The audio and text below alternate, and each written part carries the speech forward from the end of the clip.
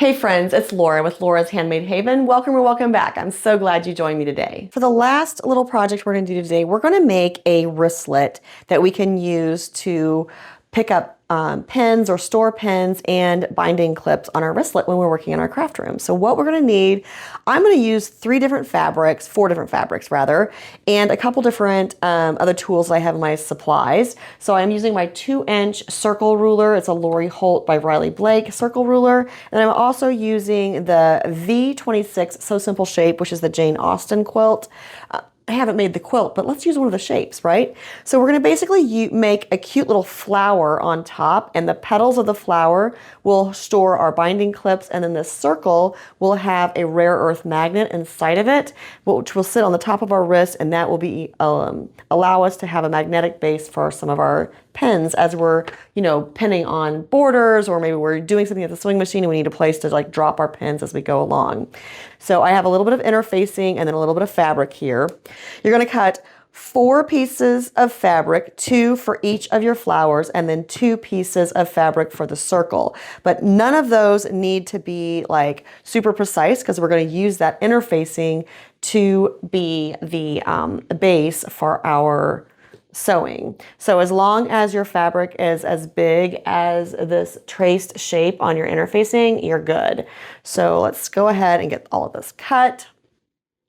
I know if you guys have watched any of my applique videos, then you probably know where I'm going with this. If not, please feel free to check out some of my sew-alongs on the channel. If you're looking for something that's applique specific, check out the Lori Holt sew-alongs because those are applique specific using So Simple shapes. So this is what I need for the circle. I'll lay that over on my sewing machine. And then we need 2 more pieces. And I'm sure that you're like, what do you mean 2 more pieces? Because that doesn't sound right. But just trust me on this, it is. And again, I'm using up scraps, so I'm not too worried about being precise with them. They have served all of their purposes in my space at this point. So this is just kind of more organic cutting than you would normally see me do. If you have watched my applique videos, then you know that this is really how I cut for all of my applique quilts if I'm using So Simple shapes, because it allows you to, you're going to stitch on this line and then cut this and turn it all out. It's going to look gorgeous. So this is just another technique that I wanted to share with you because I wanted to show you how not only can you do the applique pieces for a quilt, but you could definitely do some interfaced, lined, finished shapes. All right, so those can be off to the side. And then this is the last little piece that I need, and this is for the wrist strap. So I need just a piece of fabric. This is about 2.5 inches wide, and it is 11 inches long. I'm not sure if I'm going to be using all of it yet, but for right now, that's where it's at. And then for the elastic itself, you want to kind of measure your wrist. So I'm just going to put this around my wrist and tighten it down just a bit to kind of get where the length that it needs to be. So for my wrist, it's right at 7.5. All right, and then for the fabric itself, if your elastic is 7, you want to make sure that it's big enough that you can slip it over your hand. So you want to make sure this is stretched out big enough to go over your hand. I'm going to cut mine right at 15. I think with the seams and everything else that I have, that will be the perfect length. So it's about 2.5 inches wide, 15 inches long. My elastic is 7 inches long. And there's one other thing you need is a rare earth magnet. So don't forget that. All right, we're going to do the flowers the same way as we always have. We're just going to drop our needle anywhere along the side. And we're going to sew right on the line for our applique flower. Now I have my fabric pieces. They are right sides together. Now I folded them because, well, I'm going to trim this all down anyway, so it doesn't really matter. Now for the circle, you are not going to sew all the way around because you need to be able to slip that rare earth magnet in there. I'm going to drop my needle right about 1/3 of the way down this circle and do a little back stitch. And then I'm going to go around to right about even with it on the other side. Do another little back stitch. Cut my thread. Now I'm going to flip this down, right? So it's like this on the back side of my fabric. And it's flipped down where I stopped stitching, right? So I stopped stitching here and here. So I'm flipping one layer of the fabric down completely. And I'm not going to start right exactly on that same little spot, but just a little past it. And I did not catch that fabric, so that can still flip up just like that. And then I'm going to cut this out. But when I cut out the piece up here, I'm going to give myself a lot more of a seam allowance than I do down below. We're basically making a little pocket for our magnet. That's what we're doing. I'm going to flip this down and trim the rest of this off. Now when I flip this out, I will know exactly where I need to fold this in up here. It's going to fold right in on that stitch line.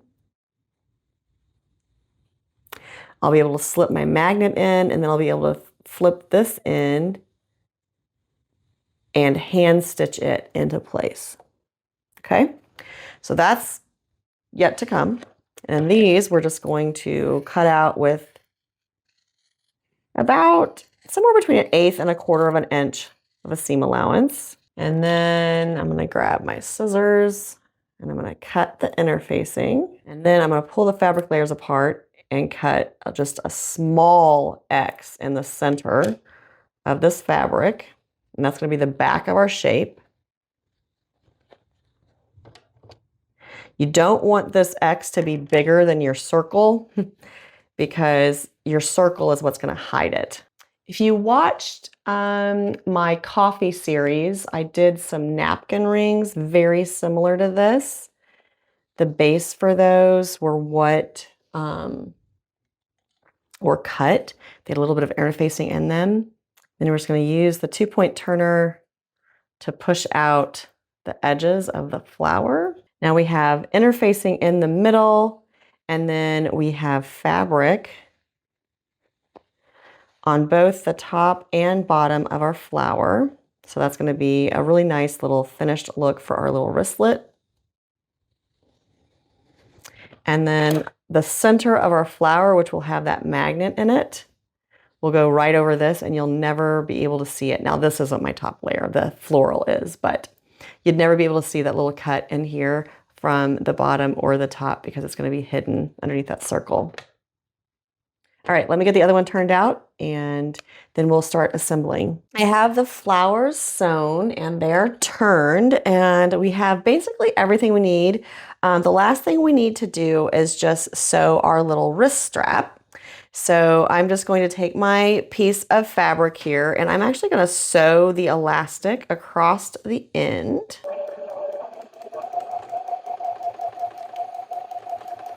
Put a little extra stitch in there.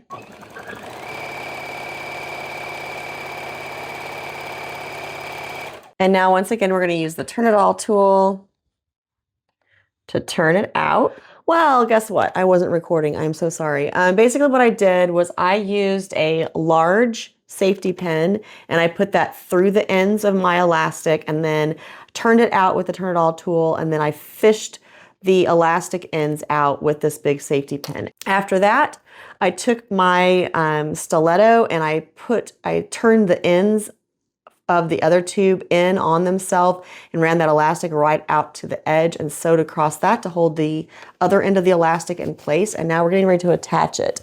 Now my wristlet is going to look like this when it is finished. So I'm going to use this bottom layer flower, and I'm going to use the side that's not cut. This side's going to be up.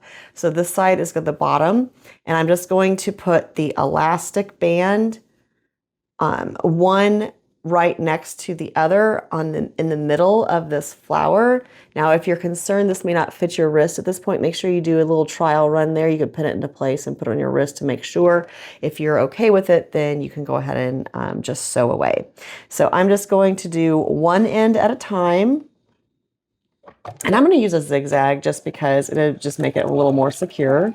And then flip the other end around and do the same thing. Now this one is going to be a little trickier just because, you know, you have a little loop now that you're working with. So just go slow. Move everything out of the way as you need to. Then you're going to put the next layer up on to your flower, just like this. All right, so now both layers of your flower are sewn into place, and this gives you all these little extra little spots out here that you'll be able to clip binding clips onto. Now this last one, you're gonna want to slip your magnet inside, and I would highly recommend that you just hand sew this into place. If you try to machine sew this, you're gonna hit the magnet and that's not gonna be good, and the magnet's not good for your sewing machine either. So I'm gonna grab myself a little needle and thread and just start inside this circle. Now remember, we have a stitch line that we can go with because we have the stitch line that we did on the one side of the circle. If you want, you can definitely go ahead and like make yourself a little line over here too. That would not be a bad idea.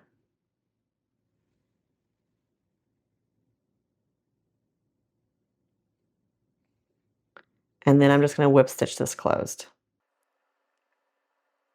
All right, let me get this finished and then I'll show you how to get everything else back together. All right, to finish this off, you have a few different ways that you can finish this. If you want quick and easy, you could definitely just use some hot glue and attach this into the center, because I don't feel like it would really be a problem. I think it would be fine to just have it attached with hot glue, because it's not gonna, you know, this is not for washing, all right? Don't wash this. You could also use some embroidery floss and make some really cute little like French knots or some X's all the way around the perimeter.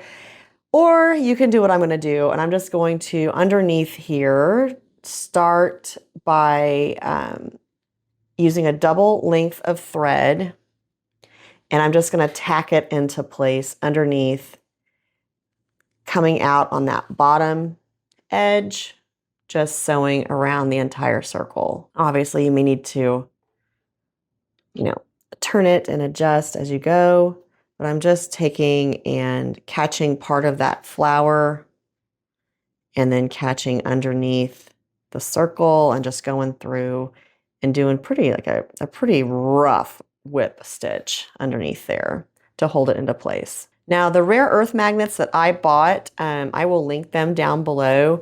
They also have a hole in the center right here. So you could definitely use, you could actually, you know, go up and down in the center a few times too if you wanted to, just to make sure it was really good and secure. Like I said, I don't really feel like it's gonna be a problem. I love little projects like this because it just allows me some creativity. You get to use up some smaller scraps. You get to use some supplies in your craft room that you may have purchased for one project, and then you're like, what am I going to do with this? And it's just fun to be creative and play in the craft room. All right, so here's my wristlet. Put it on. Have my clips on there. It'll hold my pins in the middle with that rare earth magnet. This is our gorgeous binding clip and pin wristlet for our craft room.